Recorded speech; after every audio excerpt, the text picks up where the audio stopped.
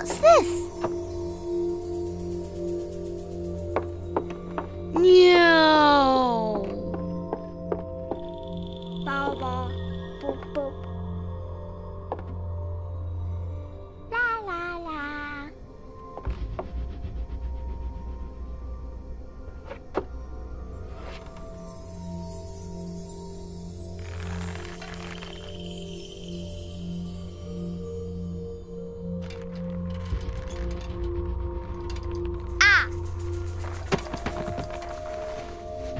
Ooh.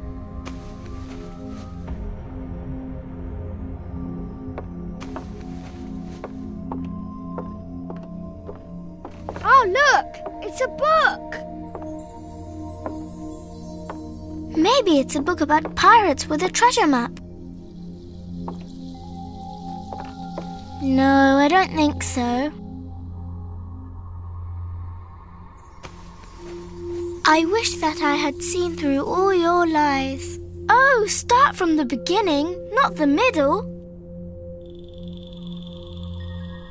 And so I decided to pick up my pen to relate the most disturbing episode of my life thus far.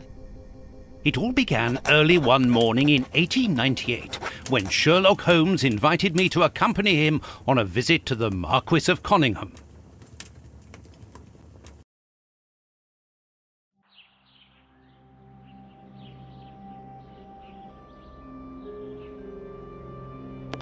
Watson, my dear fellow, we can now go and inform the Marquis that we have found the Samoan necklace, and very much faster than Inspector Baines, too, which pleases me. Have you really solved the theft, Holmes? And so quickly? I have indeed, Watson, and believe me, it was completely unnecessary to spread out all over London, as our friend Baines thought was best. He likes to boast that his methods are equal to mine, but once again the outcome has contradicted him.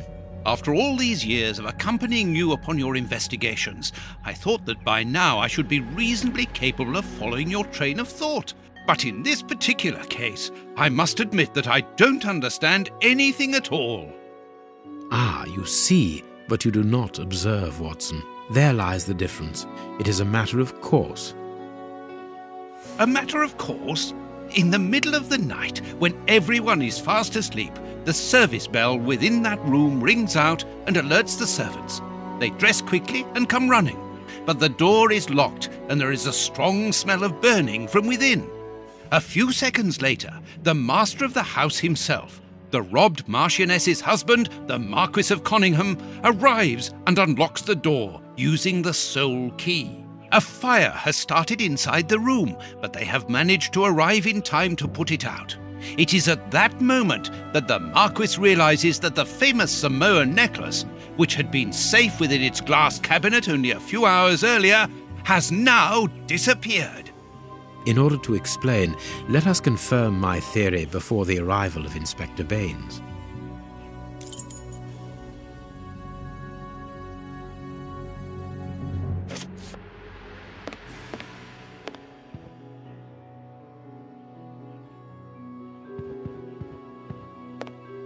This window was cut with a diamond, a clean, discreet piece of work.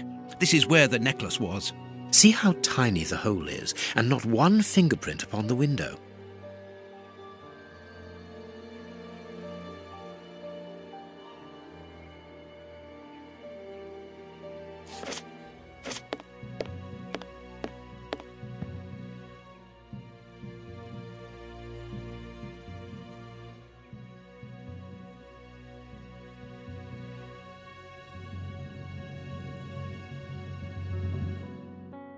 A mark undoubtedly made by a diamond. Someone tried to cut the glass, but he was interrupted.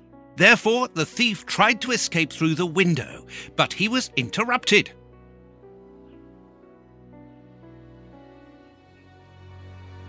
All the windows are locked. They've not been forced.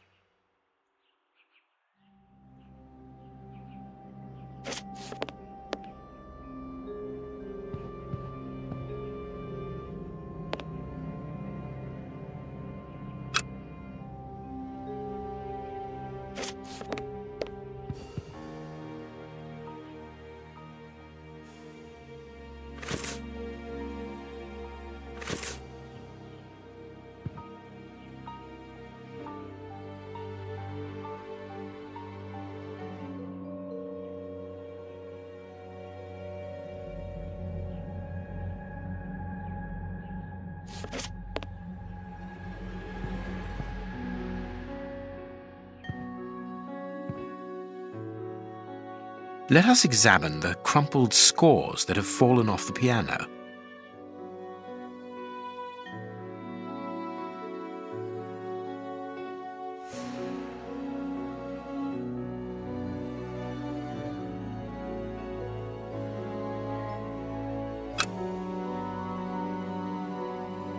Nothing of interest here.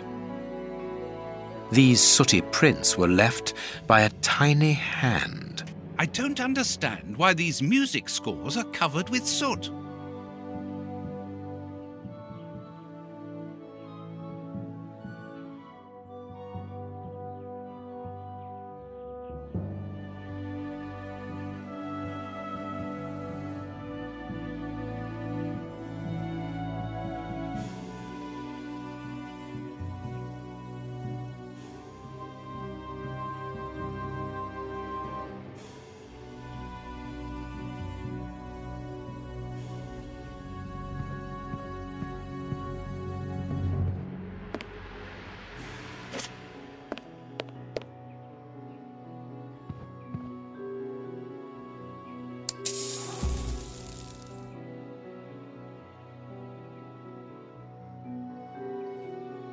Not very well kept, this aquarium.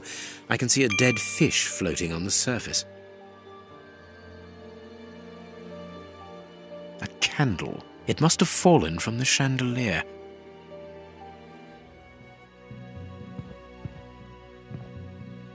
These documents are not very interesting, even though they're addressed to the Minister of Maritime Affairs. The Marquis himself.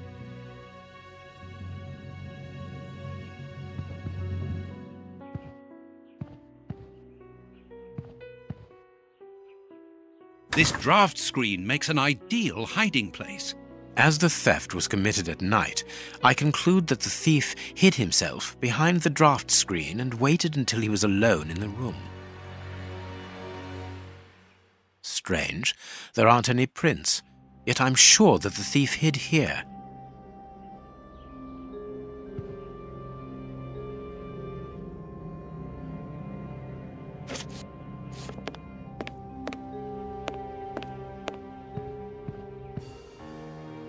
All the windows are locked. They've not been forced.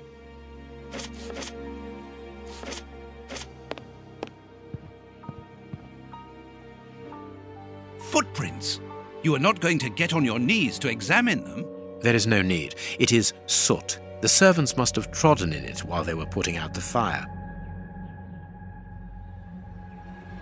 Heading towards his chosen escape route, probably the window, the thief knocked over the stool, which then caught fire. But why didn't he try to put the fire out at once? The fire started here, just beneath the bell pull. Whoever pulled the cord would have had his feet in the fire, unless it was pulled before the fire started. Strange. There are some objects here that have been knocked over.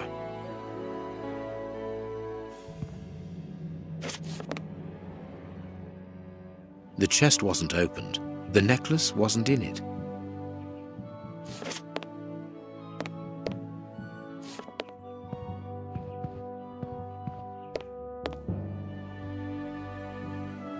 What do you think, Holmes? Let us search the room before the police get here. We might throw some light onto all this.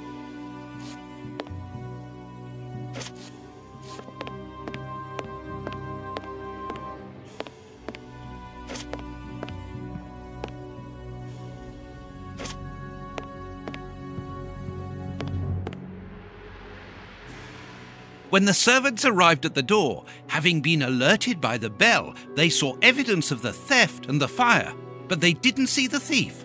This door is very hard to force. The Marquis is the only person to have the key. The thief could not get out through here until eventually, when the door was opened by the servants. Ah, Mr. Holmes, you're already here. Good morning, Inspector. You've arrived just in time. Scotland Yard arrives like the cavalry, always in the nick of time. Ah, but I know that satisfied expression, Mr. Holmes. Have you already solved the case? It's possible. We have retraced the thief's rather unusual footsteps. He is a true acrobat. But what I cannot understand is that when the servants entered the room, there was no one to be seen. An acrobat, perhaps, but an invisible one? I do not think so. The only explanation is that the thief escaped before the servants arrived. I don't know how, but there is no other way. Half a point for the doctor, nil for the inspector. I am pleased to see that you find the situation amusing, Mr. Holmes. Very well then, explain. Dr. Watson was correct when he mentioned acrobatics, but he is mistaken about the nature of the acrobat. As for you, Baines, you're quite incorrect, as the thief was in the room when the servants entered. Explain, for heaven's sake, Mr. Holmes. Watson, how could a thief be missed in the middle of 8 men? I don't know. Because he is very small? Stop teasing us, Holmes. Exactly, because he is small and remarkably agile.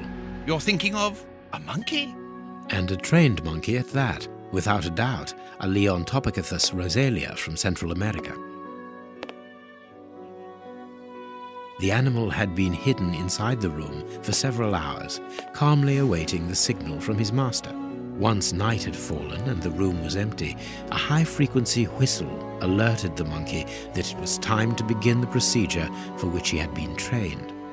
The monkey emerged from his hiding place and used the point of a diamond to open the glass cabinet and steal the necklace.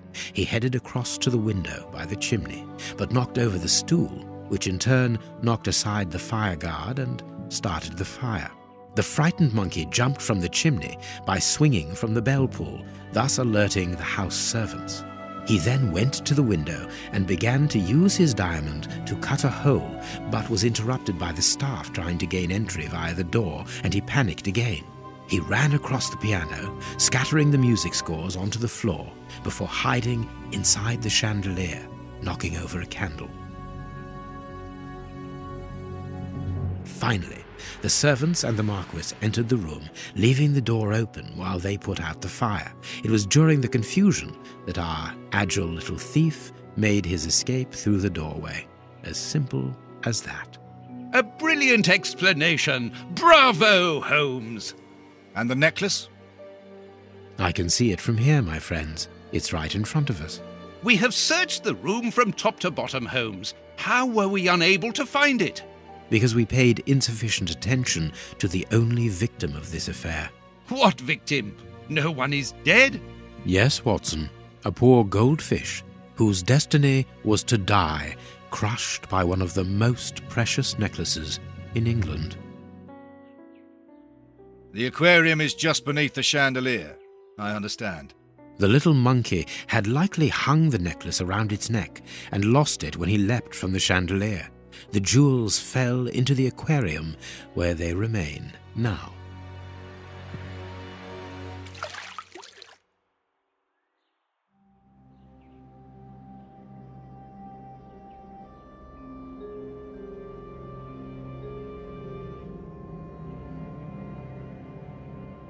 Marquis, here is your necklace, intact, just a little wet. Mr. Holmes, this brilliant demonstration does credit to your reputation. Thank you so much, Marquis. Do you wish to verify the authenticity of your jewel? No, I recognize it. I have spent many hours admiring it, you know. Good. I will return it to its box and... Inspector, a bank has just been held up. You must follow me at once. Orders of Scotland Yard. What times? Sirs, duty calls. My regards, Marquis. And well done again, Mr. Holmes. There, the necklace is in its box.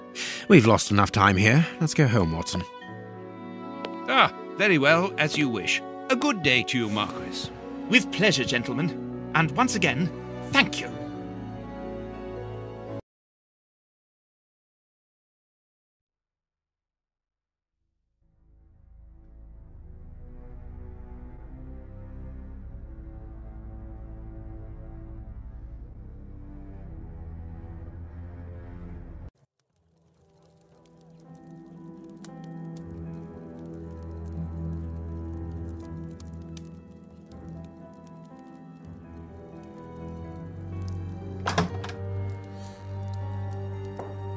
This morning's newspaper.